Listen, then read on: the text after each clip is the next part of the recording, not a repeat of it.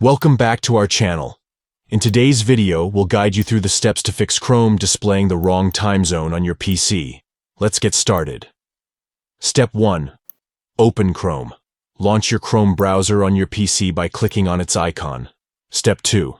At the top right, click More.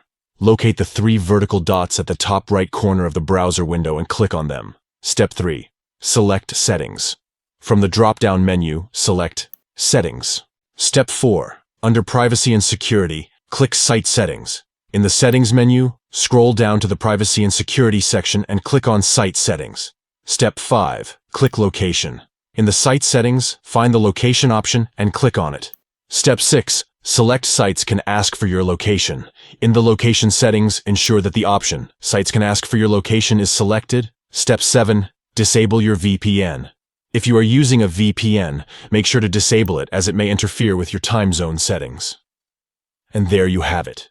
You have successfully fixed Chrome displaying the wrong time zone on your PC.